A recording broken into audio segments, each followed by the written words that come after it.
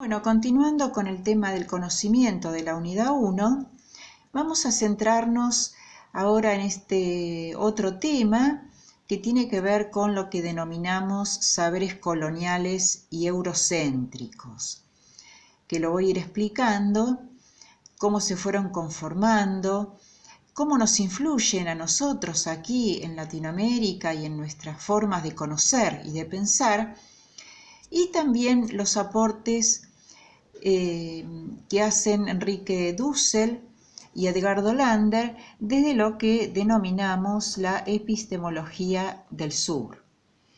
Entonces, lo que nos dice Lander, por ejemplo, es que este modelo neoliberal no es solo un discurso económico, ¿no? Como en general estamos acostumbrados y acostumbradas a escuchar, sino que en realidad es un modelo civilizatorio, es decir, un modelo civilizatorio da cuenta de un modo de vivir, de un modo de pensar la realidad, de un modo en cómo interpretamos esa realidad, y que este modelo se ha vuelto hegemónico, es decir, se ha impuesto como el único modelo posible, ¿sí? Es globalizado y aparece como que no pudiese existir o no pudiésemos crear otro modelo de civilización, ¿sí? Entonces, en ese sentido, tiene la capacidad de formar el sentido común de todas las personas, ¿sí? De las distintas sociedades europeas, latinoamericanas. Y al mismo tiempo, ¿sí? Este relato, este discurso, pareciera que nos da a entender que esta es la única sociedad posible, como si no hubiese otra forma de vivir, ¿sí? A esto tanto Lander como Dussel lo van a llamar un modelo civilizatorio eurocéntrico, es decir, que este modelo en realidad y esta forma de aproximarse a conocer la realidad se impuso desde Europa hacia los otros países. Este saber eurocéntrico, que tiene como centro Europa y a través de sus colonias desde a partir de la conquista, se fue imponiendo como el único verdadero, tiene distintas características. Decimos, es descorporeizado, está descontextualizado, es decir, como si no hubiese, como si el contexto no nos condicionara, como que la subjetividad propia de cada persona para interpretar y comprender la realidad no tuviese sentido, ¿sí? También cuando dice descorporeizado es porque que lo vemos en las modas, ¿no? Como cuerpos moldeados también por esta cultura.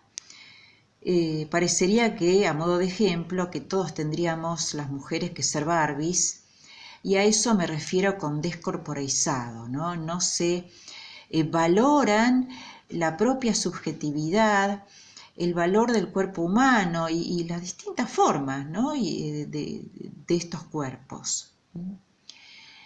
También como crítica se refiere al conocimiento especializado, es decir, que el conocimiento científico en este caso o está en manos nada más que de los expertos y que queda distanciado de la población, es decir, que, o dicho de otra manera, la población en general no tiene tanto acceso a las producciones de conocimiento que hacen los científicos, porque además ese conocimiento científico como si tuviera otro lugar de relevancia, ¿no? Tiene otro estatus.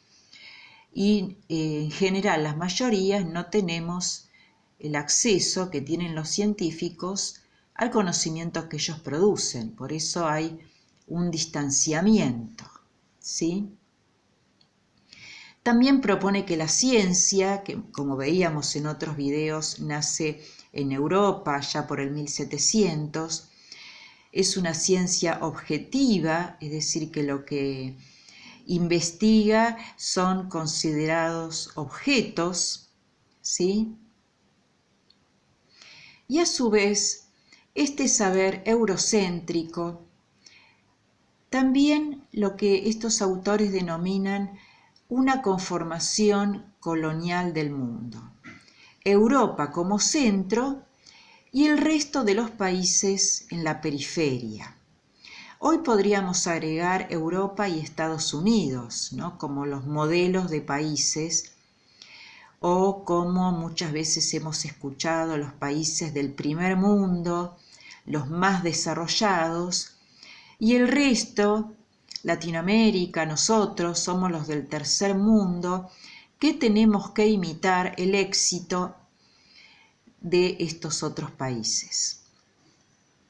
Por eso se dice que hay una conformación colonial. Europa y Estados Unidos como si fuesen el centro y el resto mirándolos para tratar de imitarlos. Esto fue construyendo un relato que se busca que se considere universal,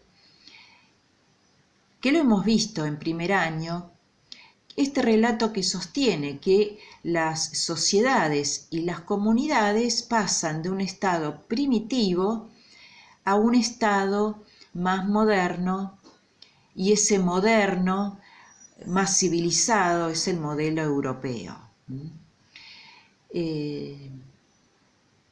También nos dicen que hay una única forma de conocer, y esa forma de conocer es o fue impuesta por las sociedades y la ciencia europea. Esto significa que sin considerar la legitimidad y la verdad de los saberes, por ejemplo, de las poblaciones indígenas, ¿sí? Acá nuestros pueblos originarios, desde el momento en que llegaron los españoles, tenían sus sociedades conformadas, su civilización, sus modos de relacionarse, tenían una organización política, económica, creencias, costumbres, o dicho de otra manera, tenían una forma propia de cómo conocer el mundo, de cómo conocer la realidad. Pero a partir de la conquista y después todas las colonias, ¿no?, de pueblos como Inglaterra, de Francia, de Holanda, de Bélgica, bueno, fueron imponiendo su manera de explicar la realidad. Y a esto, estos autores lo llaman una construcción eurocéntrica.